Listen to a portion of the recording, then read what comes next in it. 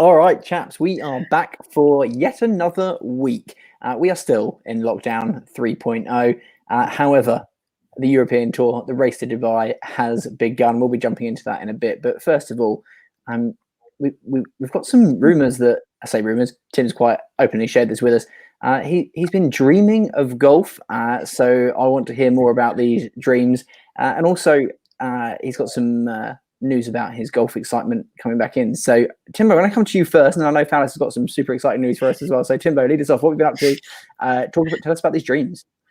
Well, before I get into the dreams, basically, what I was going to say was, for those of you who have, I think it's Sky Documentaries, the Tiger film was released last week. I've not actually watched all of it yet. I'm about 3/4 of the way through. There's two parts, right? Yeah, it's a two-parter. I'm kind of jury's still out for me about how I feel about the film overall. So I'll come back to that in a future episode. But that coupled with the action from Abu Dhabi this weekend, just is kind of, I suppose, kicks me out of my golf hibernation, if you like, in terms of just wanting to practice, to putt, to swing a golf club. So since Thursday, I've been practicing sort of my swing, trying to bed in some new feels and some thoughts, sort of making a few tweaks. The putt out's been back out again, making a few really, really small tweaks with like putting action, not grip. Don't worry, grip hasn't changed. Grip's still the same. But yeah, it's just really kind of rekindled my excitement for all things golf. But I will come back to talking about this. So I mentioned this sort of off mic to the boys last week. And regrettably, they haven't happened this week, but they were happening last week. But basically, I had one particular night where honestly, it was just a night full of golf-based dreams. And I'm 90% sure that I'm not the only one that this is happening to at the moment. But it was one of those things where I woke up and I just had to text the boys in the morning to be like, lads, I've literally just had about 3 back-to-back golf dreams. I'm not joking. I'll tell you the general gist of them. I mean, the two that I really remember, and these might actually be dreams that people can relate to, because I think I was talking about them. I think they sound like stress related dreams, but yet they've all manifested in golf. So make of that what you will. Basically, the first one was I was in a very lovely sort of country estate, kind of lovely stately home, and I was with a good buddy of ours who's known for frequently turning up late to rounds of golf. And that's what the stress of this dream was, because I knew full well that the course we were playing at was 20 minutes, half an hour away. And I distinctly remember that the tee time we had was 1:30 and it was 1:15. I just remember freaking out in the dream that I'm going to be late for my tee time, and I'm furious. And it's always this guy that's making me late, and I can't believe this is happening again. So that was the first one.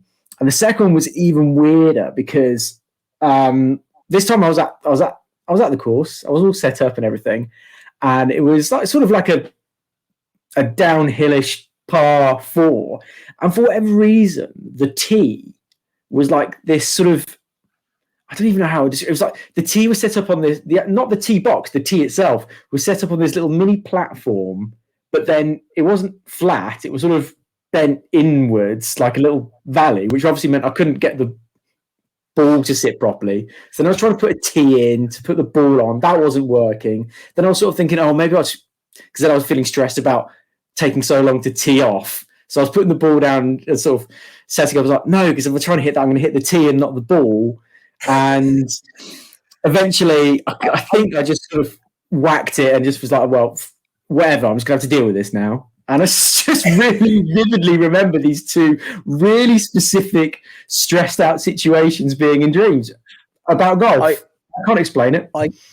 I feel the tension. I feel the stress in this situation. I'm like, this sounds like more like a nightmare, Timbo. This is not a nice, relaxing dream. But genuinely, I've said, these feel like they should be stress-induced dreams.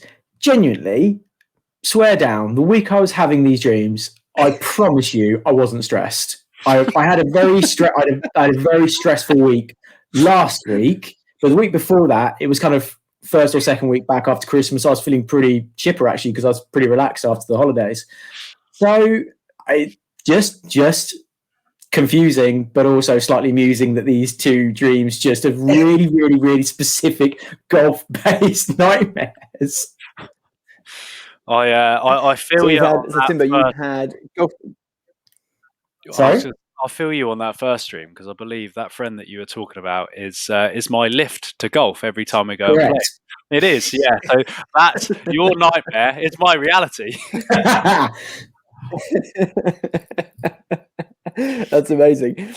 Before we go on to Ben, Timbo, just quickly, this is a tech bit. I think you're either really close to your mic or it's the volume's really up. So maybe just adjust it. It's just getting a little bit of a fuzz when you're speaking. It might just mean that you're getting really excited and talking really closely to your mic. It's probably just being really excited talking about my golf dreams, to be honest, mate. Ben, you've got some less exciting news for us. Tell us what's been going on in your world. Yeah, I mean, it's been an eventful week, and by eventful, I mean I've not legally been allowed to do anything because it's just been announced that I'm on an enforced fourth self-isolation. So we're hoping fourth time is the charm. It's come, somewhat lessens the blow. The fact that we can't go anywhere and do anything anyway. It's been snowing. We all know I'm a fair weather golfer, so I probably wouldn't be out doing much on the golf course at the moment anyway, but it does mean, we're just going through it again. It's all fun and games. You will have now spent roughly 50 days in complete and utter isolation. Since September as well. Oh. No, that's tough. That's two back to back. But I'm not really laughing inside on that. That's brutal. Well, let's try and not take the listeners down into a negative space. Let's try and bring some positivity to the world. So,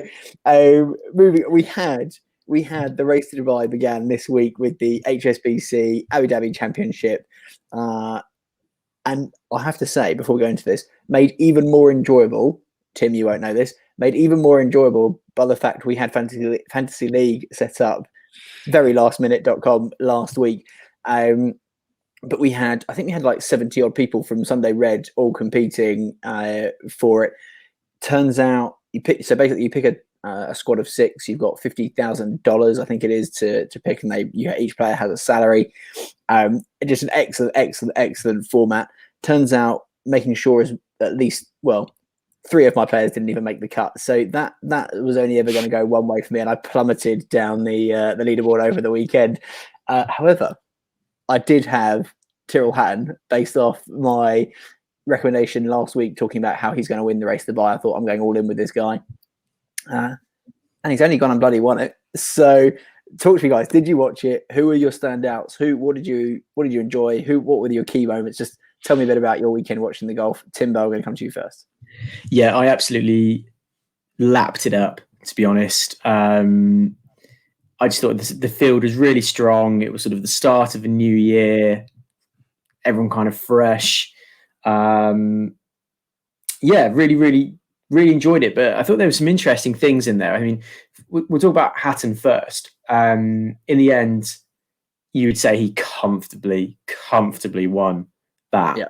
And, when you're walking down the 17th on the Sunday and you're playing with Rory and you're sort of laughing with your caddy halfway down the fairway, you just know you're having a great time. But look, I think, and this is absolutely on me, right? He is absolutely now genuinely the real deal. I think we can absolutely agree that he's up to 5th in the world. I think we're saying now 5th in the world, and that was his fourth Rolex Series win. I think it's his 4th. I think it's something like his 4th win in the last 19 or 20 events he's played in. Yeah, something like that. Yeah. Mental. So, I mean, you're talking form. I mean, wow. The other thing I was going to say about him is it felt like he won at a canter and there was still plenty in the tank. is what I felt like while I was watching him. I actually felt that he had another level he could have gone to on that day. On the front nine, there was a couple of putts that you just thought, have you just played that really safe and just wanted to get it into the dustbin lid, or have you just not hit it very well? And there was a couple of putts that I thought, I feel like normally I'd feel like you would drain that. Do you know what I mean? And then was it 10? He drained a monster putt. I think it was 10 on the final day. He drained a monster putt. And I was like, yeah, that's what I was expecting. That was the real clinch moment, because I think he holed the long birdie putt on the 10th just as Rory was bogeying. And I think that yes, I think you're right. Yes, the die was kind of cast a little bit. You know what? I would love to be reviewing one of these tournaments and not again asking questions of Rory. But again, you had him on Sunday. How many shots is he leading by coming into Sunday? Was it 2 shots? No, one. Just one. One shot. One. He just. I don't know. My brother said it earlier. You can guarantee turning up to every tournament, well, more or less guarantee, Rory McIlroy is going to shoot the lights out and blow the field away for 2 rounds. Yeah. For the other 2 rounds, it's has he got it in there? Gutting to see, because his game is, when he was on at the weekend, he was sensational. Couldn't keep with him, and then is what it is. I'm delighted for Hatton. I think seeing Hatton come through is it's amazing. It's great for European. Actually, that tournament was great for European golf. Watching, for me, even just watching like the English guys play, and I was like, this is excellent. Poulter had a bit of a meltdown, didn't he, on Friday, but apart from that. Well, I think I messaged you guys on Saturday, and it was a very simple message. And I think I said something along the lines of, Tommy just looks, there's something off. You just feel like there's a blow up in his locker that looks like it could happen at any time. And it did on 2 days. He had 2, by his standards, pretty poor days. His first day was pretty poor. His Sunday wasn't great. What I would say about someone who I was watching quite closely that I would never usually think about or give too much time to, and that was Rafa Cabrera Bello. Really, really interesting to see him sort of seem like he's picking up a bit of form. Lovely gears, by the way, on Sunday, just whilst we're at it. Beautiful shirt. Shoes. I feel like we haven't seen Rafa up the top for a while. I mean, I'm basing that off me having watched various golf tournaments and not actual stats, but I just feel like I haven't been aware of him, haven't seen him up there. But that was really cool to see him up there for sure. Agreed. Ben, anything else you wanted to throw to the mix? Yeah, I think so. For me, I actually didn't get to see any of Saturday and Sunday. I was moving flats, so I watched a fair bit on Thursday, Friday. So Saturday, Sunday, it was all just kind of highlights and catching up for me. But it's I'm glad the European Tour's back. As I've spoken about before, the coverage is just, for me, it's so much better. You get to watch so much more golf. You see a lot more player reaction. The course looked, as you'd expect from European Tour standard, it just looks so much fun to go and play. To see a lot of the European boys do well as well. I just think all in it was a brilliant tournament. I kind of what we've spoken to already. I wrote down, just disappointed to see Rory fall away slightly. And Højgaard as well against a big field didn't end up too badly. He finished 25th. Yeah, whereas was he your outside the top 50 pick? No, he wasn't. We're talking Rasmus, not Nikolai. Yeah, that's right. So, but I had Välimäki as my outside the top 50 pick, +8, I think it was, or something. Didn't make the cut, so I was like, brilliant. I know he was in my fantasy league team. I've got to back him. I've given him the shout out. But Rosner, I can't remember what he finished on, but he played really well. So he was. I think I'll be throwing him back in the fantasy league team this week for sure. There's a couple of really young. There's one young, I now cannot remember his name. Shaper, SCHAPE, I'm sure it is. South African guy, born in like 2000 and something, ridiculous behaviour. Playing this weekend. Who's I'm looking at his stats earlier. They look pretty smart. Has been playing some decent golf. So I'm excited for this weekend as well. A lot of good golf coming out of South Africa. A lot of players that are up and on European Tour. for sure. Yeah. The only other thing I was going to say about the Abu Dhabi championships was coming down the 18th hole at that golf course. Obviously, you've got the big. I think we decided it was an eagle, right? I think it's an eagle. I'm going to go with an eagle. Well, sure, it's an eagle. Sure. I don't know if you noticed the sort of the marketing hoarding that was up as you were approaching the 18th on the clubhouse. They basically had, the HSBC championships, and they had images of, I think it was Rory, JT, and Tommy being kind of like emblazoned on the front of the clubhouse.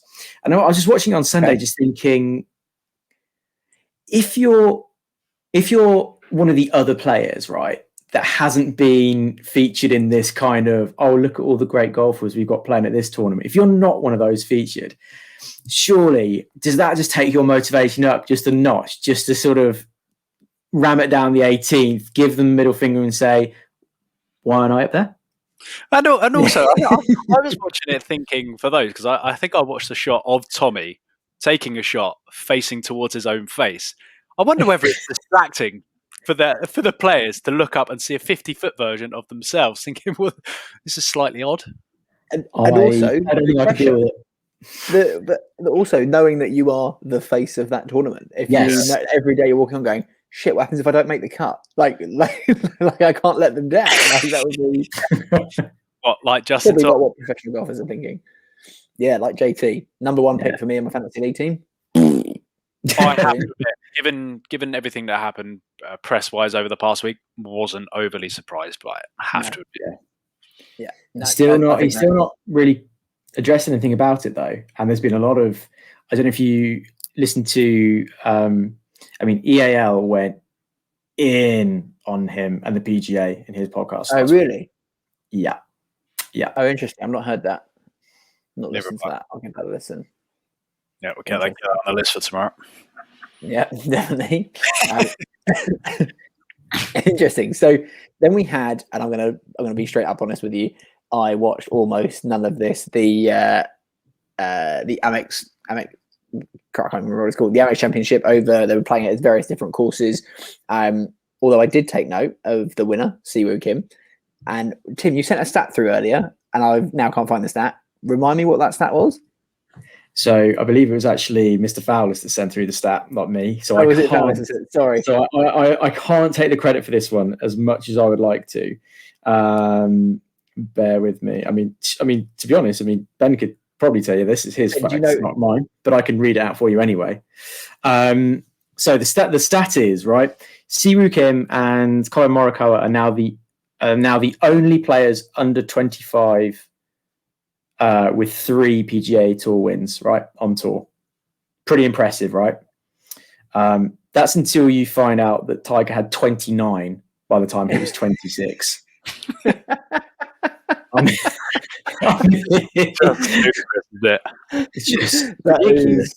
That is mind blowing. But really, I'm sure we spoke about Siwoo Kim. I'm sure he was one of my picks for my outsiders when we were talking about the Masters last year. Yeah. He's been playing some really good golf, and I'm really pleased to see him come through. But the one thing that I think needs to be spoken about this, we talk about Rory McIlroy being a big choker. Did you see who was? I'm pretty sure he was leading into the final day. Finau. Yeah, Tony Finau. Finau was leading into the final day, and to be fair to him, hit 4 under on Sunday, and Siwoo Kim had hit like double that, like 8 under or 10 under or something ludicrous. Yeah. Someone hit 11 under to come second. So I don't know. I don't know whether that's... If you're hitting 4 under in the final round and someone's just absolutely tearing the course up, I think that's more a case of just, you know what, that's just hats off. But you look at it and go, there was obviously some big scores in there. Do you reckon he's walked off thinking, I've hit 4 under and I'm pleased with that, or do you reckon he's walking off there thinking I've hit 4 under and I feel like there was 6, 7? Like, because also, can we just appreciate we're talking about being pissed off at being 4 under. I'd say being like 24 over would be fine. But yeah, it's just in the back of his mind, that's another tournament. He was leading on day 3 and then has not taken and won. He's got to get a win. I'm going to have to sit on the fence a bit with that, because he, he was leading. He did play well, but it's another one on the list of didn't close it out. He didn't shoot the lights out. He played well. Patrick Cantlay shot 11 under par, shot a course record to come in and finish second. Yeah. When you start talking about it being 7 shots behind, I know it is the course record, but typically if you give up 7 shots to someone on the final day of a golf tournament, you're not going to win it. So I think, particularly with Finau's game, he has got it all. I just think it's something up top, possibly similar to what Rory's going through. I think it's clearly the game's there. If you're leading golf tournaments, the way he plays the game, totally agree. Recently we've been speaking about. Go on, Timbo, you go. All right, I'll go. No, basically what I was going to say was, I think what it illustrates is if you could probably take the top, probably really 20 players in the rankings right now, and you could probably say a few players aside, ability and talent wise, it's pretty much level. It's pretty much a level playing field. The outliers to that are, in my opinion, a DJ and a Rory. Now they're opposite ends of where they're going with that. I think DJ's just been a machine, and I think Rory, I think he just needs to. Who am I to criticise? I'm literally the most amateur, average hacker in the world. But it just feels like there's a bit of a mental thing with Rory. But I think that that's what high level professional sport is, right? It's not about one person's talent being dramatically higher than the others. It's all about the top 6 inches and the mental side of it. And one thing I will reveal from the Tiger film, if you like, a little spoiler, was when it was the Masters, I think it was 2000. Yeah, it's 2000 when I think he was going for the Tiger Slam. He was playing with Phil on the final day. They were both going for the title. And I think it was I can't remember which hole it was, but Phil took driver for once. Perler of a drive, put it in the middle of the fairway. Tiger, so I think it was Steve Williams who came out and sort of said that Tiger deliberately took a 3-wood and just threw the kitchen sink at it to basically demonstrate that he could hit the ball further than Phil's drive with his 3-wood. And in his opinion, that was the turning point of that entire final day, because it was almost like whatever Phil distance-wise could do, Tiger was just he was just longer and stronger than he was. So there obviously are a few little sort of these little mental gamesmanship moments that you have. And maybe that's just what it is with the likes of a Tony. I mean, he comes across anyway as like one of the nicest guys on the tour. You can't hate Tony Finau, can you? You can't hate him at all.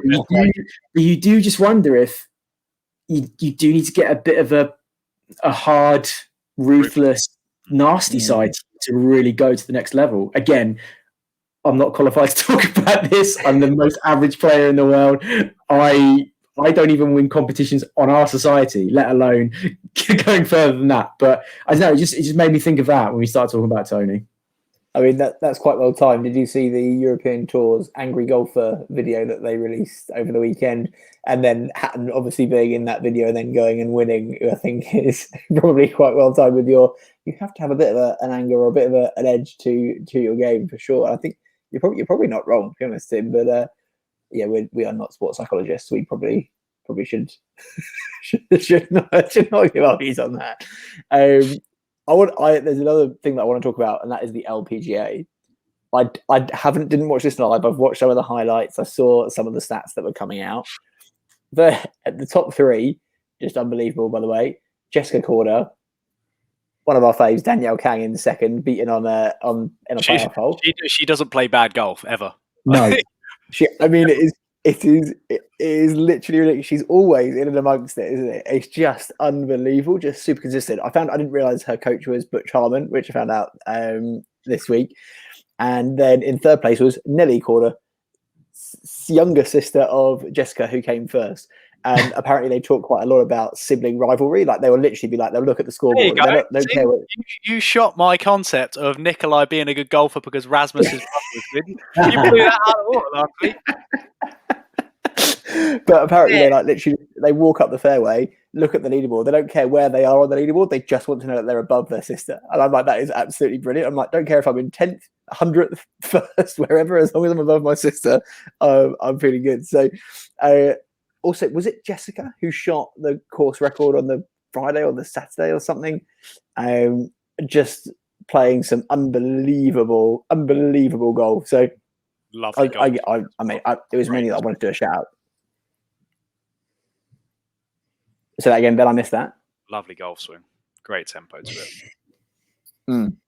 I mainly brought it up because I just wanted to give our Danielle Kang a shout out as well. So that was I thoroughly enjoyed watching that. Anyway, moving on. I want to have you guys seen? I think some of their clubs came out. You guys have heard of PXG, obviously. Yeah. Notorious for ludicrously expensive golf clubs. Yeah.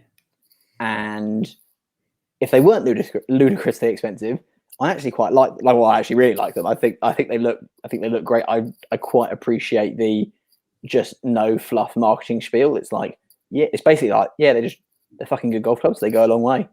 There's none of this like inertia, jailbreak, transformer, magic technology built by AI computers under the sea type shit. So, and I just appreciate that.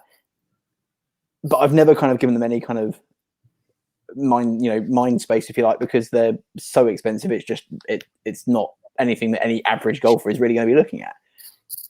Until now, they've brought out their 0211 selection of clubs. And really what I wanted to get your guys' thoughts on this is maybe not why you feel like they've done this, but how this affects their move into the average golfer, the opening up to more people. Because, and just to give you an example, the driver, I think, looks amazing. It's 325 quid. That's 75 quid cheaper than the Sim. It's cheaper than the Cobra Rad. I've got zero data on actually if these clubs are any good, by the way. So this is not going to be a statistical analysis of performance. And the irons come in at, I think it was 130 per iron. So it was basically 900 quid for a 4 to pitch wedge. Ben, I'm going to come to you first. What's your kind of view on this? Do you think this is good for golf? Do you think this is good for PXG? Give me your thoughts. Yeah, so PXG, I've always kind of admired the brand because I've done a bit of back reading into the whole why it started and all of that sort of stuff. And the owner's basically gone, no, this is us. We want a super premium brand. Here it is. So for a bit of context for those who don't know, the 0211s are going to retail £130 an iron. Their other irons, which are the ones they've released and had out for a while, are £275 an iron. So when you start to build a bag with 275 quid instead of 130, substantial price. And then I started looking at prices of other irons as well, just to see whether their affordable clubs are going to be the same. And just based on American Golf, everyone else, Callaway, TaylorMade, Titleist, and Cobra, all range between 100 and 130. So when you look at it, you're like, well, actually, yeah, they have their affordable iron is actually affordable. It's still top end of the bracket, but it's within the bracket. Like it's competitive with the top end TaylorMade, for example. For sure. And this came up because a friend of mine said to me, oh, I found out about the new release of this. I love the look of the PXG, but was always priced out a bit. As soon as he found out there's a PXG fitter near us, he's booked in to go and see him because he's like, I want to see if they match up, if they are legit, if they're the real deal. I don't know anyone that plays PXGs. No. They look beautiful, but I just think everyone that I know is typically been priced out of those. And this is where kind of the question or thought that I had, that I said I kind of teased to you two the other day, but then I held back. And I don't know whether it's kind of an A or B scenario. And I didn't know what you thought of it was. So is it a sign that the company and the brand is now making enough money from the high-end clubs that they've gone, right, we're now going to bring in a second line of clubs and make it more affordable to compete against the big boys? Or is it a sign that they're struggling to sell the big clubs and are going, we're going to have to change our tactics here and get some more affordable clubs? Because I've kind of been coming between the two. I'm not really too sure what I think. Or just to throw in a third option, I guess if you wanted to get more people into PXG world and sell more of the top end clubs, you get them in at the affordable level.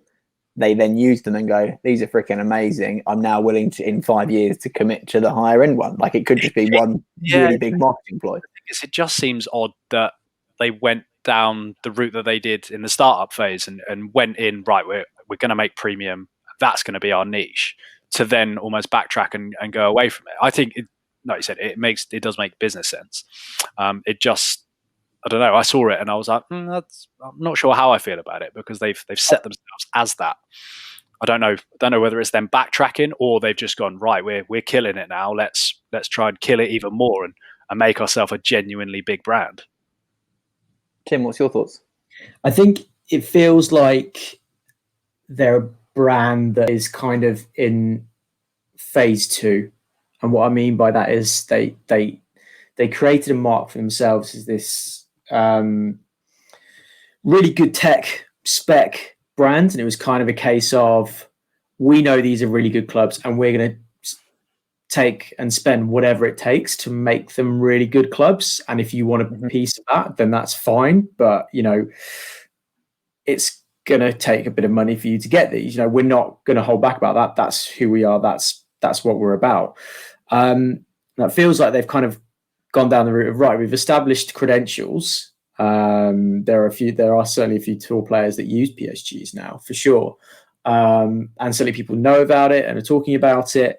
It's an interesting time potentially to see when they've gone to that phase 2, which does feel like Ben says that they've gone to that point of being slightly more like, okay, we've got the high end model, but we've also got a model which is like, if you are a 25 handicapper, or you could be a 28 to scratch handicapper and still use these clubs. They've not gone all the way down of sort of saying, these are GIR irons, these are your introductory entry model. They've not done that. It's an interesting time. I still don't feel that PXG is probably matured enough as where they were at the first place, of being that kind of out there upstart challenger to a lot of the established brands, and doing so whatever the costs, right? Because when you're building a brand, having a high cost attached to it is, you buy into that because you assume, right, it's going to be quality, it's going to have a load of research gone into it. If you're a new brand without a lot of equity and awareness and charging a shitload, then I, as a consumer, am assume that a lot of those tech research, R&D benefits going to get passed down to me. So that's where you start off, and that's where a lot of brands do start off. I don't know loads about the history. I don't know how long they've been around. It does feel, honestly, to me, a bit like a marketing ploy. The other side of it is, whilst, yes, they're not as expensive as the usual PXGs, they ain't cheap. By anyone's token, these models, they are not cheap. I mean, it's not like you're going to, I doubt anyway that you're going to walk into your average American golf and pick them up. But I think, they are, as Ben was saying, they are, if you're shopping the Sim irons, if you're shopping the Epic irons, if you're shopping in that bracket, they're in that bracket. They are these ones. They're coming in at the same price point. The driver £75 cheaper than the top range. But if you're in that bracket, if you're in that bracket and you're shopping around for Sim and whatever, let's assume that to be doing that, you back yourself as a golfer and you're probably a single figure handicapper, or you've just got cash to burn. Or you just freaking love spending money on golf. I think let's assume that you're coming at it from the angle. If you're going out there and you're considering buying literally a set of Sim 2 everything, either you've got a load of money or you're a good golfer and you've thoroughly committed to this sport. If you're that person, a lot of golfers. I think the key point you're saying there is you're committed to this sport. I think there are a lot of people who will buy that level of club, who buy it because they like it. Nothing to do with them being a golfer or because they're absolutely loaded. But this is my point. If you are of that mindset where you're like, right, I will be the best golfer I can be, I'm going to put money into this. I've got a bit of cash knocking around. Why, of the two PXG versions, why would you opt to spend a little bit less money to go for the set which they are marketing at being applicable for a 28 handicapper down to a single figure handicapper, as opposed to their premium range, if you see what I mean. Yep. Yeah, I mean, it will be about £1,000 difference from there if you were to go bottom end set to kind of top end set. But PXG for me, it's always, I just see it as a top end brand. I wouldn't buy a PXG necessarily because they're now trying to compete with the others. I would probably go with a tried and tested. Actually, if someone were to say, look, without hitting a ball, what would you pick off of the shelf? Would you go for the more affordable PXGs or others?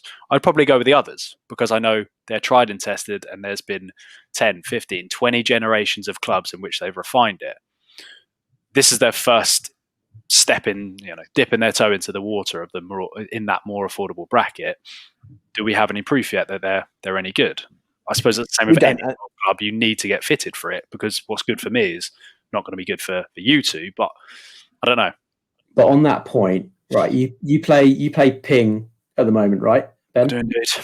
Now, let's say you were going to change your bag. You're going to get a whole new set of sticks. If there are a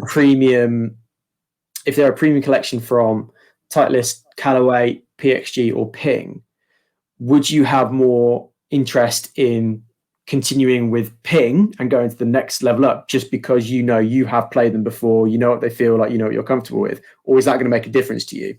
I wouldn't give a monkeys. It's as long as that's interesting, because I wonder if that's where PXG are trying to go with it. They're trying to get someone in and then go to the higher end. I think for a lot of people that they discover a brand, they buy into a brand, and they never leave that brand. Like, there are Facebook groups set up for Cobra fans. Like, people literally will only ever buy those clubs. So Tim, I think you're spot on there. I think they are getting people in at that, so that when they improve or when they decide to invest more, they then upgrade.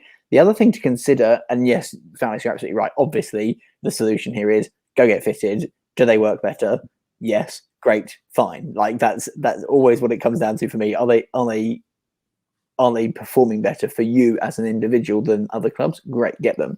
The other thing that we've got to consider is they're a direct to consumer brand, so they don't have 12 middlemen salespeople hiking up the cost of their quote unquote lower end clubs. So there's actually nothing to say. Their margins, I imagine, must be reasonably good, not having to sell them into 17 different middlemen. And I think I have no idea about this, but potentially you're saying actually the quality of the club could be much higher than the comparable ones at that level, because they've got more margin to spend on that. It's interesting. Like I think as a direct to consumer brand, there's the potential for that. I think it's always going to come back down to, look, you could pull a £70 a club set of irons off the shelf and perform way better than you could with a set of £275 set of irons. Okay. Is there anything else you want to talk about? Because this really nicely brings us on to my next section. If there isn't anything that... All good. Okay, fine. So that is a really a valid point, Ben. You're right. For us as the average golfer, I'm almost certain that the more expensive clubs will not do any my swing is the limiting factor. The club isn't the limiting factor 90% of the time. And the tools are the problem. Correct. But what this kind of brings me on to is January is, or has been this year, new release time for drivers. We spoke about it before. Callaway, Cobra, Ping, Mizuno have a new one out. Like, there's a lot of new drivers out. Every YouTuber out there is doing reviews, and there is as many I'll say clickbaity headlines, best driver ever, quickest driver ever, most forgiving driver ever, etc. From all of them. And it's always with a question mark. And actually, what's interesting, if you listen to them, they all say a very similar thing, which I'll come on to in a minute. But there's a lot of frustration. Like, I always find it quite amusing reading the comments. There's a lot of frustration from people about, yet another club, yet another £500 driver, yet another £450 driver, and there's a lot of frustration from people of why are they bringing out golf clubs every year? Is basically it. Why are they marketing it to us? Why are the brands, and it's not, and I've led with YouTubers here, but it's the brands that are saying our best performing driver ever, our longest hitting driver ever, which if in tests actually is, marginal at best, lying at worst. And I think that my question for you guys was more of a discussion. I want to talk about the difference of do we care that clubs are the companies are bringing out a new club every year? Why is it causing so much frustration in consumers? And just your general thoughts around it. So is that kind of teed it up okay? Ben, I'm going to come to you first and put you on the spot anyway. Yeah, I mean, first off, I'll kind of set it off by saying, obviously, we are still in a pandemic. These content creators are handcuffed on what they can create. It's all got to be inside in the studio. They can't get out on golf courses. So ultimately, they're going to be doing a lot of club reviews. It's the world we live in now. Like, every company is constantly bringing out new tech. I personally, I quite like it. I quite like looking at shiny new objects. But having said that, I struggle to believe that technology advances that much in a year. I accept that at some point there is going to be a driver which is better than the rest. But as I mentioned a second ago, you are suited to a set of clubs. I still have a PXG driver in the bag, which is a 2015 model. My irons are 2013 PXG 25s because I love them and I play with them pretty well. And this ties into something that a friend of mine sent me at the weekend. He sent me a screenshot. Rasmus Højgaard had a TaylorMade M5 in the bag. Bear in mind that's driver's, I think it's 2 years old. If all of the new specs of everything were that great, I'm pretty sure all of the pros would be using them. Now I know they've got certain sponsorship deals to be going on, but I enjoy looking at them. I enjoy talking about golf clubs. Does it make me want to buy them anymore? No, I actually don't care because I quite like what I've got and I feel like I get on all right with it. I kind of feel like people get pissed off with it because they feel like they have to buy it. Well, you don't. It's probably not going to make you a better golfer. Not that much anyway. Interesting viewpoint. Timbo, what are your thoughts? I mean, I'll put it to you this way. Did David Beckham hit a better free kick because he had the latest set of Adidas Predators on? No, he didn't. Yes. Did Andy Murray win? Yes, he did. I bought way too many pairs of Adidas Predators for that not to be true. Did Andy Murray come back and win Wimbledon a year after losing to Federer in the final because he had an upgraded racket? No, of course he didn't.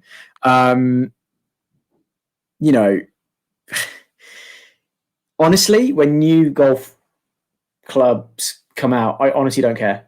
I really, really don't care. I care when you might get a cool video of the TaylorMade players all out in the range with the clubs, but I'm not watching it because of the equipment. I'm just watching it to see those guys out on the range together. I don't give a monkeys about the clubs. Kind of similar to Ben. I've only ever bought one set of irons and I'm not going to change them anytime soon. The driver I've got in the bag was a hand-me-down from a mate.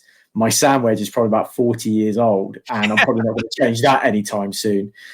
So no, I honestly, no, I don't really.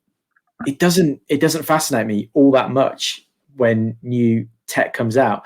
Now, the reason I think it goes beyond that, and I think the reason it irritates people is the overload and the frequency with which the new models come out. It's every single season, there's a new model of irons, of driver coming out. And that just becomes a little bit trite and boring. After a while, I was like, oh, right, okay, yeah. So it's the start of another year. TaylorMade are going to bring out something new. And it's also just the level of claims and marketing guff that goes with it. Yeah. Because if you were bringing out new models, which you were saying something like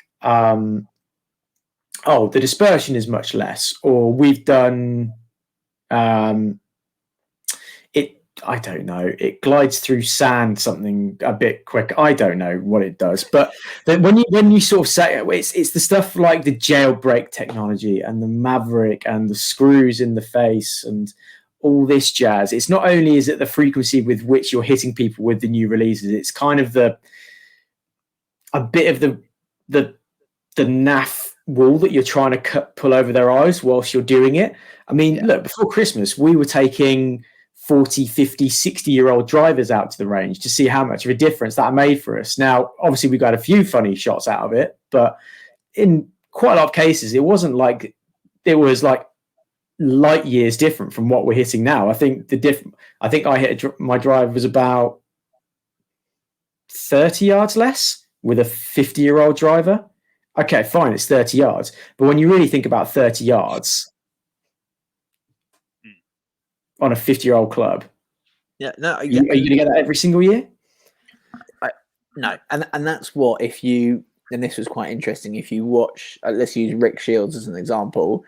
He had the Ping G425, the Callaway Epic, and the Sim 2, and basically, my understanding of this, the Sim was no better in anything. In fact, 2 of the new models of the Sim performed exactly the same, and one was more expensive. He's like, I don't actually know why this one would be more expensive, but again, it's for him, isn't it? I always find it's when it's one person testing. Obviously, a very good golfer, but both with the Ping and the Callaway, he basically made the analysis of they went about 4 yards further than the previous year or 4 years before or something. He's like, basically, to say that it's our longest hitting driver is not factually incorrect, but the way that they make it sound is just it's freaking bonkers. So go on. No, I just want to add in. He did say that he felt that there was a much narrower dispersion. He felt they were more forgiving, but I might be wrong. I don't think he actually showed any data on that on the videos. I think it was more of a feeling. But that was quite interesting. And in one of the videos, he read out I think it was the TaylorMade. He read out the technology with their new driver. And he got halfway through and I'm like, you've just stitched together 17 made up words and tried to turn it into marketing. I'm just like, it bores me, to be honest with you. No, that kind of ties in perfectly to the final point that I've got. It's like my point was, look, I'm playing a driver that is now 6 years old. I accept that I'm possibly giving up a few yards. All right, technology does advance year on year. All right, there's no doubt about that. But is it likely to make a massive difference to my golf game? No, because I'm still smashing balls into the trees left, right, and centre.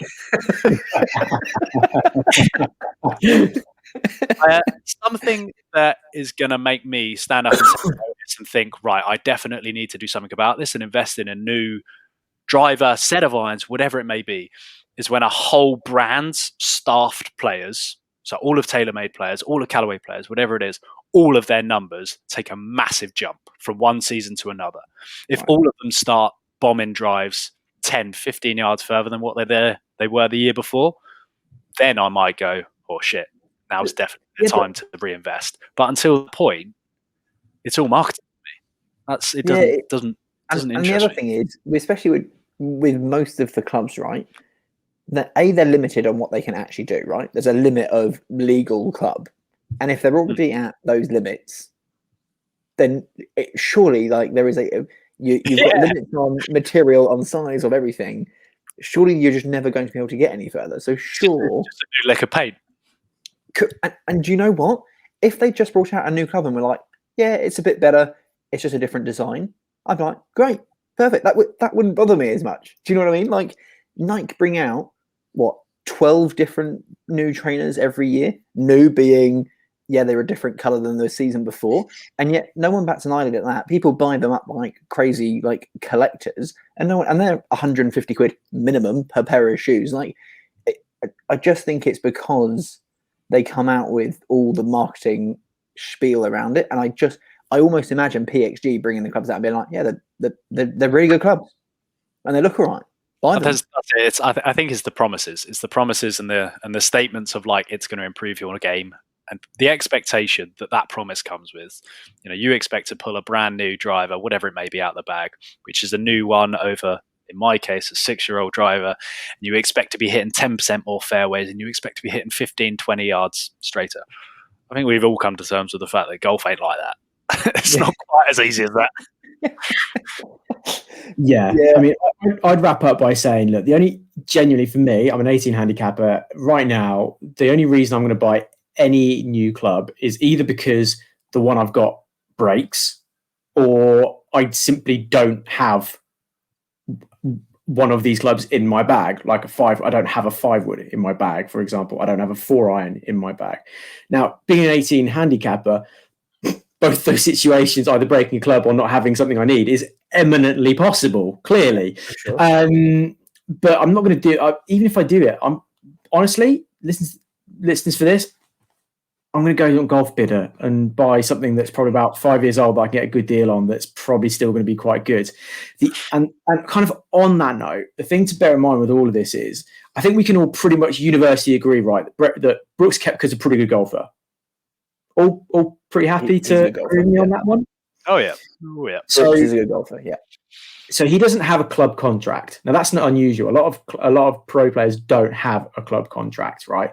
But in terms of what Brooks had in his bag towards the end of last year, this is off a Golf Monthly article, he still had a Nike 3-iron he was playing. Now, bear in mind, Nike haven't made golf clubs for about 7 years. That's interesting. His driver is a TaylorMade M5, doesn't play a sim. His 3-wood's a TaylorMade M2, doesn't even bother playing an M5 for his 3-wood. And he plays with Mizuno irons. Admittedly, the JPX 919s are sure clubs. Glorious golf.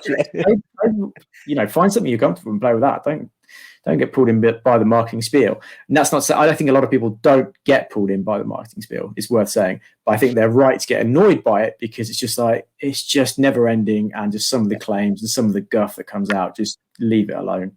I think you're right. I think. I find it. I back us as a consumer. I back us to just not to go, no, I appreciate it's not actually going to go 10 yards further. It's not going to keep me in play more. I just quite like it. And I actually am the type of person that in 2-3 years time, whenever, I would quite happily go, you know what? I've had these clubs for 5-6 years now. I just fancy an upgrade. Nothing to do with anything other than I just fancy getting some new clubs. And these ones look nice. Let's go try them. Get fitted. Do they work? Great. And that for me is I would genuinely just be it's not that I'm waiting for Callaway to release something that's going to help me hit it further. I just, if a brand release a set of clubs that I like the look of at the time that I am looking for new clubs. I also like that's where tying yourself to an affinity to a certain brand may be of detriment as well, because you almost feel like, they've, we use Callaway as an example. Callaway have brought out the new set of clubs. You've almost got FOMO for not having them. Well, none of us are tied to any brand, and none of us really give a crap about the new models. However, if there are any brands listening, we can probably be bought out. So there's no probably about it. I am absolutely fully willing to be bought out. Sign me up.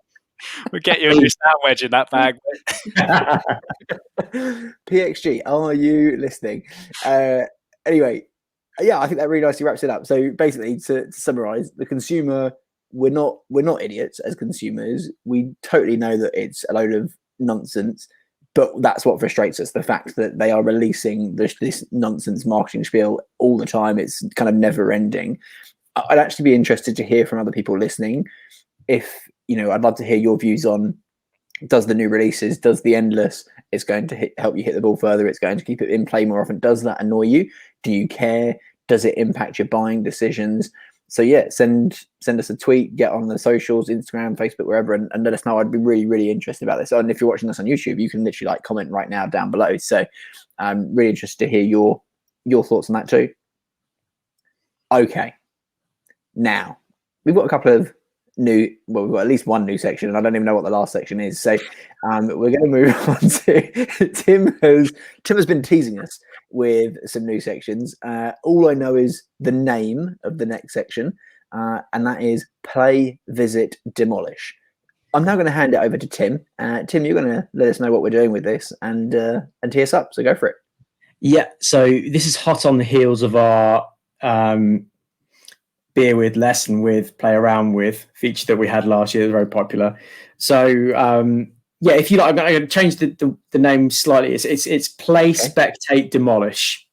Okay. Play, spectate, demolish. Okay. So basically, what's going to happen is, and we're going to do this both with famous courses, but we're also going to do this on courses that we've played, and hopefully some of you guys out there have played in and around England. We might be able to do a few in Turkey, potentially a few in Portugal. But for the first week, basically what I'm going to do is I'm going to give the boys 3 golf courses. They got to tell me which one of these they would play, which one of these they would go to visit, to spectate an event at, and one of these is getting demolished. They're just going to wipe it off. It's just going to be gone. Okay. This is going to be brutal, okay? Because these 3 courses have unique merits all of their own, whether it be uniqueness, heritage, totally different. Okay, so here we go. The first course is TPC Scottsdale. Now, for those who aren't immediately sure of which course this is, you may have seen clips of it on YouTube. This is probably one of the most famous par 3s in golf, where the par 3 is just completely enclosed with spectators. It's like the biggest golf stadium, if you like, in the middle of Arizona. Phoenix Open, it's on in 2 weeks. Yeah, it's kind of like the players it's the players like geeing up the crowd as they're like waiting to hit the shots. You know, the few players will like rock the basketball jerseys whilst they're doing it to show their affinities. So TPC Scottsdale. Okay. It's the first one. Second one, we talked about it. It was just on TV this weekend. Abu Dhabi Golf Club is the second one you got to pick out. Obviously, I'm assuming the most prestigious golf club in the UAE. I assume it is. Obviously, again, very prestigious, completely different. It's in the middle of, again, pretty much middle of the desert. It's, you know, you've got the amazing views of the cityscape in the background. You can play it at night. Important point to note. Yeah, fair. And the final one, which we've talked about a few times, is Pebble Beach. Oh, crap. Okay. So I've made this deliberately difficult. I know what I'm doing. You know what you're doing? Straight after that, I know what I'm doing. Do you both know what you're doing? Oh, yeah. Oh, okay. Well, that's annoying. I thought you were going to agonise over this a little bit more, but all right. You seem confident. Just to quickly add a question into this. Playing Scottsdale, is this in front of 30,000 people, or is it playing as us 3 jokers? No, sure. You can play it in front of the crowds. Okay. Interesting. Also, I feel like we should just drag this out a little bit, and that me and Ben didn't make our decisions so quickly, because that's going to make the third course that I'm demolishing maybe feel like, well, why did you think that so quickly?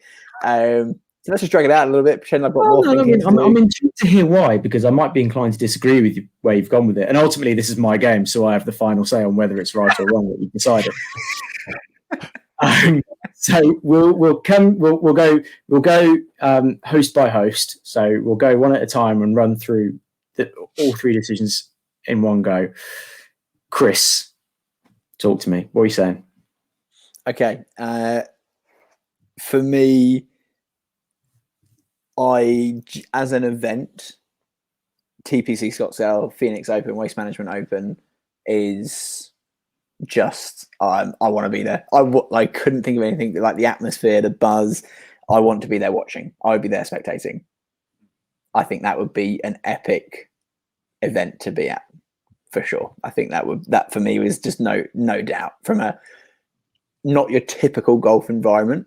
For anyone who hasn't seen it, just Google it, watch it in 2 weeks' time at the Waste Management Phoenix Open. It's a proper event. It's just, I think it's excellent. And the fact that the players get the crowd G'd up, that's where you're like, okay, this is, and it's a stadium. It's a proper stadium around some of the holes. So there for me to spectate, Pebble Beach to play, and Abu Dhabi is getting demolished. Sorry, Abu Dhabi.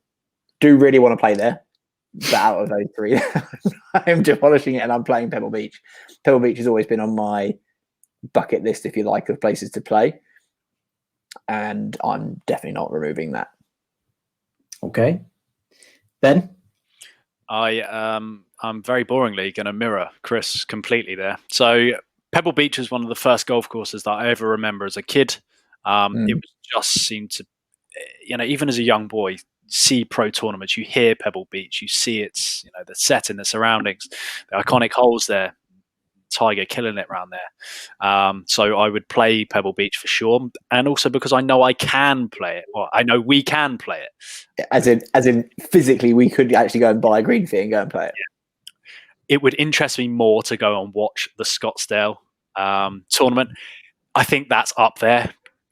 Definitely in my top 5 of golfing events I'd go and see. I think it would only fall behind Ryder Cup, the Masters, and then the Open.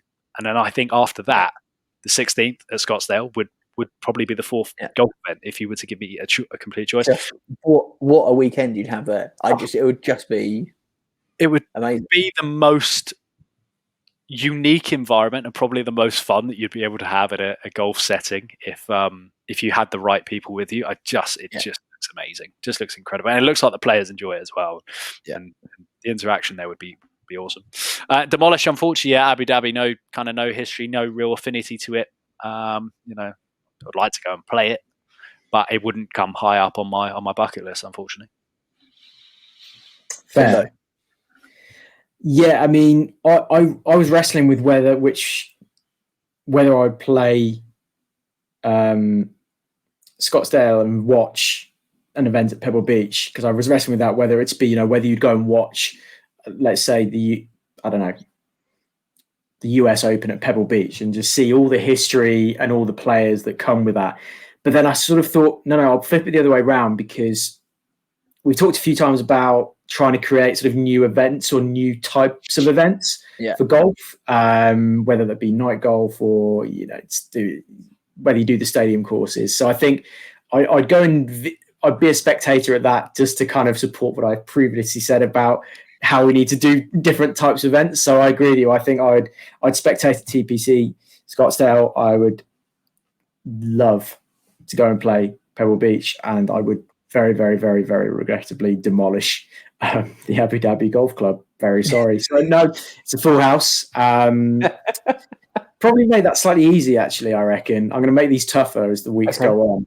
Well, actually, I think the way you mentioned it there, you could have maybe not persuaded me, but the way you talked about actually going and seeing like an event at the Open, I do think that would be amazing. This is going to sound really bad.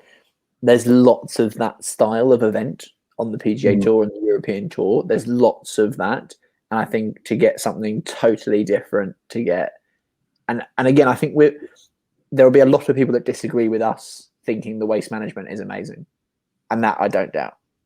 There'll be a lot of people that don't like the waste management because of the things that we like it for. Yeah, absolutely. That's fine, by the way. Like, no, everyone's allowed an opinion. Yeah. And for that reason, they might choose to play there or demolish that for sure. Yeah, absolutely. I would totally understand why someone is not a fan of the Waste Management Open and what Scottsdale is. I would get that. I can understand that logic.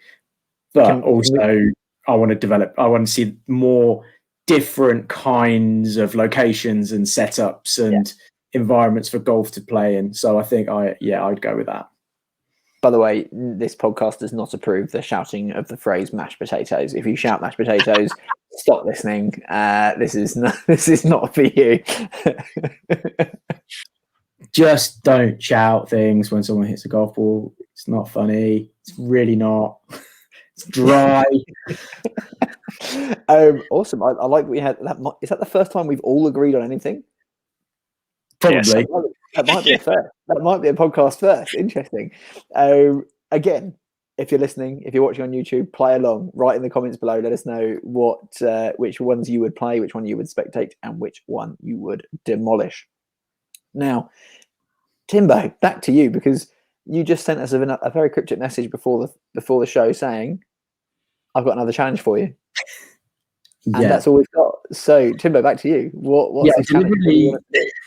I deliberately didn't tell you guys what this was, because I wanted to just kind of bring it to you in the middle of the pod. So I kind of want to bring more challenges and put you guys on, not on the spot a little bit more, but just kind of test your creativity, I suppose.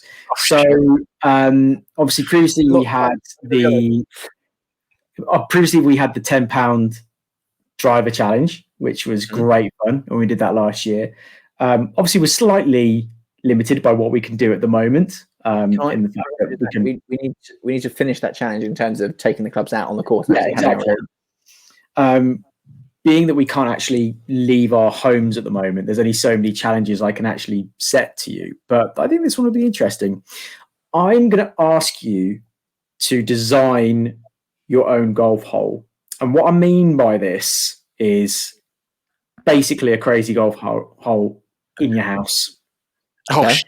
I was inspired because I've just seen so many videos in the last few weeks about how people have set up challenges, crazy golf challenges around the house. So it's a challenge for you over the duration of the next week.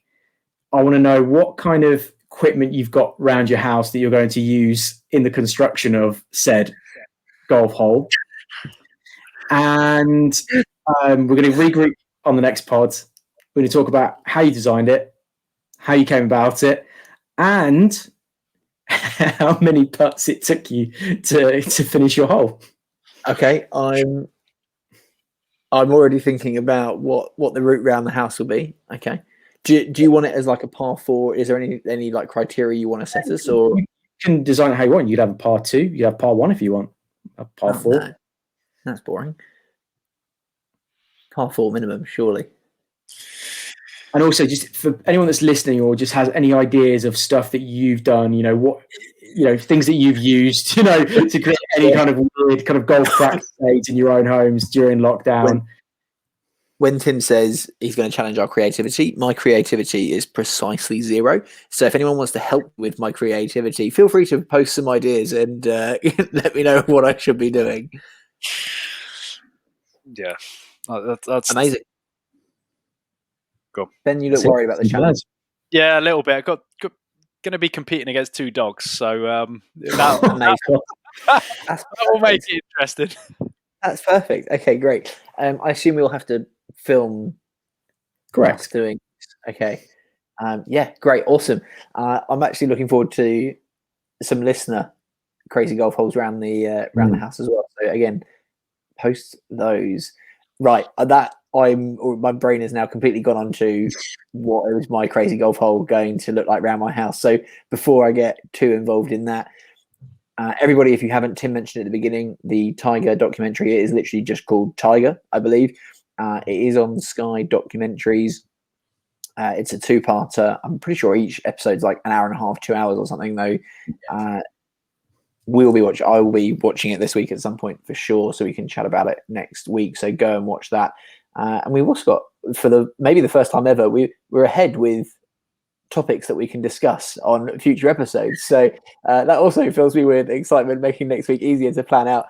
But enjoy the golf in Dubai this week. If you're not already in the Fantasy League with Sunday Red, if you're in the group, I've sent an email out last week. If you're in the group, the link's in there somewhere. Come and join that. Timbo, just a reminder, if you want to get access to the contest, you have to enter before the start of the golf.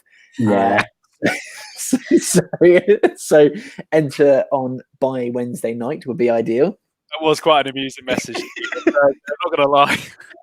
Thursday morning. So, guys, how do I get into on this fantasy golf? Yeah, the golf started 5 hours ago, Tim. So got my time zones badly wrong on that one. But the good thing about the setup we have, Tim, is that it resets every week. So Hatton, unsurprisingly, very expensive this week to get into your team. But it means everyone can join and start fresh each week, which is good. So come and join us doing that. Bring some lockdown excitement. This week, by the way. Say that again, sorry. Any prizes for the winner this week, by the way? Yeah, don't promise people prizes. It's free to enter. You will get tease some prizes out of you, mate. Yeah, no, it is definitely something that I would like to be able to do. But if I'm just giving away rounds of golf and paying for people to go play golf everywhere, I'll be a very poor man by the end of the year because my fantasy golf isn't good enough to make sure that I win it each week. So, but yeah, it would be something I'd like to do. I'd in future, I'll definitely look into that. They do have a paid option. So I was umming and ahhing about, doing a £2 entry fee on another competition, but just for people who want to jazz it up a bit, get a little bit more excitement going. But yeah, no, I can't promise prizes yet. No, don't promise the fans things that I can't deliver. Pride. Although saying that, then one guy, there was a general manager in the group who did offer a 4-ball for this one, but obviously very limited on location. So, but that is a concept that I think would be quite cool. Anyway, I think that is all from me this week, guys. You got anything you'd like to add, or is it see you later? All good, guys. Awesome. In that case, guys, we will see you next week. Thank you very much for listening. Catch you later. Ciao.